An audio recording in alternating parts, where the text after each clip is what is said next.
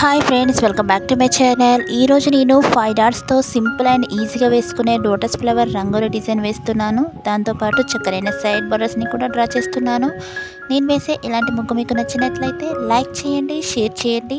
మీలో ఎవరైనా first time నా వీడియో చూస్తున్నట్లయితే సబ్స్క్రైబ్ చేయడం అస్సలు మర్చిపోకండి ఫ్రెండ్స్.